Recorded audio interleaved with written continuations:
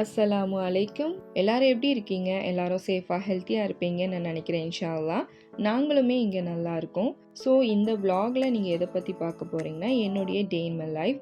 மார்னிங்லேருந்து நான் ஆஃப்டர்நூன் வர வீடியோ எடுத்து இருந்தேன். ஸோ நீங்கள் வீடியோ கொஞ்சம் கூட ஸ்கிப் பண்ணாமல் கடைசி வரைக்கும் பார்த்து என்ஜாய் பண்ணுங்கள். அண்ட் இந்த வீடியோ பார்க்குற நீங்கள் நம்ம சேனலுக்கு புதுசாக இருந்தீங்கன்னா மறக்காமல் சப்ஸ்கிரைப் பண்ணிட்டு பாருங்கள். வாங்க வீடியோக்குள்ளே போகலாம். இன்றைக்கி காலையிலே நாங்கள் வெளியே போயாச்சு.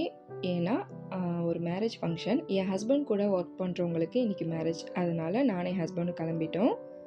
பொதுவாக முஸ்லீம் மேரேஜ்லாம் வந்து ஒரு 11 மணிக்கு தான் வீட்டிலேருந்தே கிளம்புறது. அப்போ தான் 12 மணிக்கு வந்து நல்லா மட்டன் பிரியாணி சாப்பிட்லாம் அப்படின்னு சொல்லிட்டு. எப்போ பார்த்தாலும் சோறு சோறு சோறு. பட் இந்த ஃபங்க்ஷன் வந்து ஒரு ஹிந்துஸ் ஃபேமிலி மேரேஜ். இது வந்து ஒரு கோயிலில் நடக்குது. முகூர்த்தம் டைம் வந்து 7 to 9ன்னு சொன்னாங்க. அதனால நாங்கள் காலையிலே கிளம்பியாச்சு. கோயிலில் தான் மேரேஜ் ஃபங்க்ஷன் நடந்தது. கோயில்னால் உள்ள இருக்க இல்லை, கோயிலுக்கு கீழே வந்து ஒரு மண்டபம் மாதிரி இருந்தது. அங்கே தான் மேரேஜ் ஃபங்க்ஷன் நடந்தது. ஃபர்ஸ்ட் டைம் இந்த பிளேஸ் நான் வந்தேங்க. ஏகப்பட்ட கும்பல். ஒரு மேரேஜ் நடந்தால் பரவாயில்லைங்க, நூற்றுக்கணக்கான மேரேஜ் ஃபங்க்ஷன் இங்கே ஒரே இடத்துல நடந்தது. இது முருகன் கோயில் சொல்லிட்டு சொன்னாங்க. திரும்புகிற இடம் எல்லாமே பார்த்தீங்கன்னா எல்லாமே மணப்பொண்ணு கோலத்தில் அவ்வளோ ஜோடிஸ் தான் இருந்தாங்க. ஸோ நாங்களுமே அந்த மேரேஜ் ஃபங்க்ஷன்லாம் முடிச்சுட்டு சாப்பிட்டு அங்கே நானே ஹஸ்பண்டும் கிளம்பியாச்சு. பட் இந்த ஊர் வந்து சூப்பராக இருந்தது. இந்த ஊர் பேர் வந்து வானூர் தாண்டி மயிலம் சொல்லிட்டு ஒரு ஊர். அந்த ஊருக்கு தாங்க நான் ஃபர்ஸ்ட் டைம் நான் போயிருக்கேன். போகிற வழியெல்லாம் அவ்வளோ பச்சை பசுமையாக வயல்வெளிகள் இதெல்லாம் பார்க்கும்போது அவ்வளோ அழகாக இருந்தது. அது மட்டும் இல்லாமல் கிளைமேட்டுமே ரொம்ப சூப்பராகவே இருந்தது இன்றைக்கி.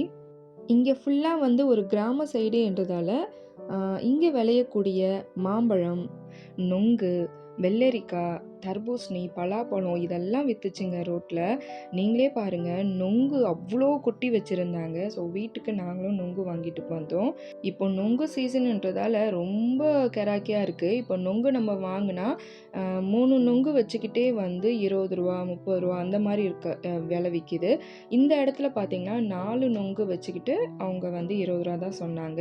அப்புறம் இந்த மாதிரி பெரிய பெரிய பழம் வேணும்னா நம்ம அப்படியே வாங்கிக்கலாம். நான் இந்த ஒரு பழம் மட்டும் 10 ரூபான்னு சொன்னதால் வாங்கிக்கிட்டேன். இந்த ஒரு பழத்தில் அந்த ஒவ்வொரு நொங்கு பாருங்கள் ரொம்ப பெருசு பெருசாக இருந்துச்சு.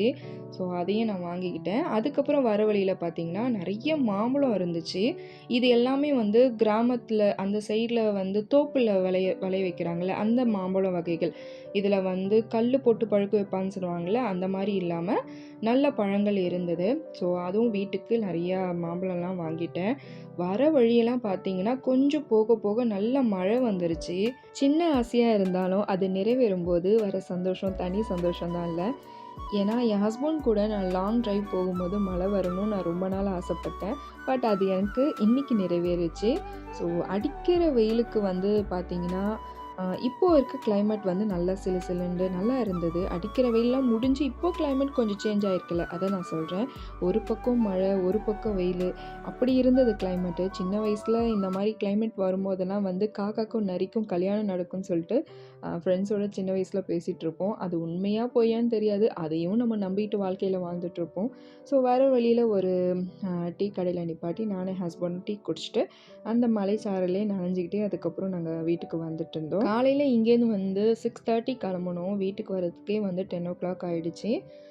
என்னை வீட்டில் விட்டுட்டு என் ஹஸ்பண்ட் வேலைக்கு போயாச்சு. நான் வந்து சரி சமைக்க ஆரம்பிக்கலான்னு சொல்லிட்டு வாங்கிட்டு வந்த திங்ஸ்லாம் வந்து கிளியர் பண்ணி எடுத்து வச்சுட்டு இருந்தேன். நான் அங்கே பழம் வாங்கினேன்னு சொன்னேன்ல, இந்த மாம்பழம்லாம் நான் வாங்கியிருந்தேன்.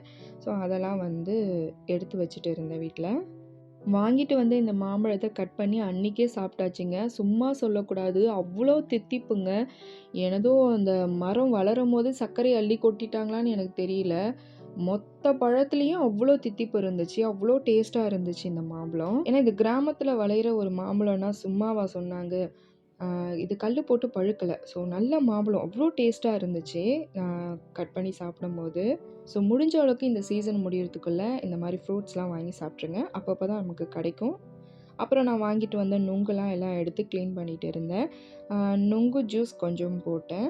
ஐஸ் போடாமல் தான் நான் நுங்கு ஜூஸ் போட்டேன். ஏன்னா வெயில் அடிக்கலை, மழைச்சாரல்ன்றதால ரொம்ப ஐஸ் போட்டு நம்ம ஜூஸ் குடித்தா அவ்வளோதான் அப்புறம். அதனால் க்ளீன் பண்ணி, ஏன்னா ஃப்ரெஷ்ஷாக இருந்துச்சு நொங்கு, அதனால் உடனே வந்து க்ளீன் பண்ணி சாப்பிட்டாச்சு. எவ்வளோ பெரிய பழம் நீங்களே பாருங்கள், நல்லா இருக்குல்ல.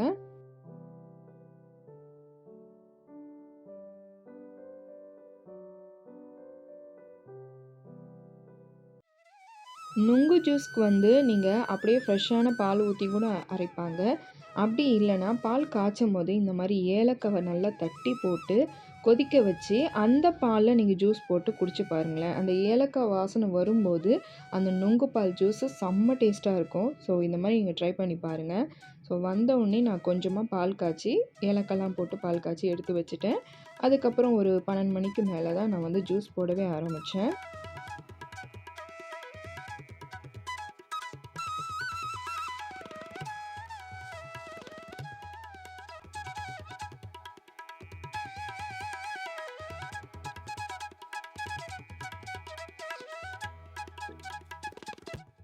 வெளியே போயிட்டு வந்தோடனே பெருசா எதுவும் சமைக்கவே தோணலைங்க இன்னைக்கு. ஸோ இன்னைக்கு ஒரு ஃப்ரைட் ரைஸ் செஞ்சிடலான்னு சொல்லிட்டு அதை தான் நான் செஞ்சிட்ருக்கேன். ஃப்ரைட் ரைஸ் வந்து மோஸ்ட்லி எல்லாரும் வந்து சாப்பாடு வேக வச்சு எடுத்துட்டு அதுக்கப்புறம் வெஜிடபிள்ஸ்லாம் போடுவாங்க. அப்படி நீங்கள் ஃப்ரைட் ரைஸ் செய்யாமல் ஒன்ஸ் இந்த மாதிரி ட்ரை பண்ணி பாருங்கள். கீ ரைஸ் செய்கிறோம்ல, வெங்காயம், தக்காளி, இஞ்சி, பூண்டு, புதினா, மல்லி, பச்சை மிளகாய் இதெல்லாம் போட்டு, பட்டை, ஏலக்காய், கிராம்பு இதெல்லாம் போட்டு நல்லா நெய் ஊற்றி இந்த மாதிரி ஒரு கீ ரைஸ் மாதிரி செஞ்சுக்கோங்க. இதை நல்லா உதுத்து செஞ்சதுக்கப்புறம் தனியாக நீங்கள் வெஜிடபிள்ஸ் உங்களுக்கு எவ்வளோ வேணுமோ அதை தனியாக வேறு ஒரு பேனில் நீங்கள் வதக்கிட்டு இந்த ரைஸோடு நீங்கள் சேர்த்து நீங்கள் சாப்பிட்டு பாருங்கள். சூப்பராக இருக்கும். இப்போ கடையில் விற்கிற ஃப்ரைட் ரைஸ் மாதிரி இருக்காது. இது நெய் வாசத்தோட இது சாப்பிடும்போது இந்த ஃப்ரைட் ரைஸ் ரொம்ப வித்தியாசமாக நல்லாயிருக்கும். ஸோ இது ஒன்ஸ் நீங்கள் ட்ரை பண்ணி பாருங்கள் கண்டிப்பாக. இந்த வெஜிடபிள்ஸ் வந்து வதங்கும் போது முட்டையும் ஊற்றி நல்லா கிண்டிட்டு கூட பெப்பரு, அதுக்கப்புறம் கரம் மசாலா, சில்லி பவுடர் இதெல்லாம் நீங்கள் ஆட் பண்ணிக்கலாம். இப்போ நம்ம தனியாக வந்து கீ ரைஸ் நம்ம செஞ்சு வச்சுருக்கோம்ல பாஸ்மதி அரிசியில், அதை இதோட சேர்த்து மிக்ஸ் பண்ணி இறக்கிடுங்க. வேணால் இன்னும் கொஞ்சம் வேணால் நீங்கள் பெப்பர் மேலே தூவிக்கலாம். இதுக்கு சிக்கன் 65, மட்டன் கிரேவி இதெல்லாம் இருந்தால் சூப்பராகவே இருக்கும். இந்த மாதிரி நீங்கள் ட்ரை பண்ணி நல்லா இருந்துச்சுன்னா கண்டிப்பாக கமெண்ட் பாக்ஸில் சொல்லுங்கள். நான் அப்படி தான் சொல்லுவேன், ஆனால் இது வரைக்கும் யாரும் நீங்கள் மெசேஜ் பண்ணுறது இல்லை. But it's okay.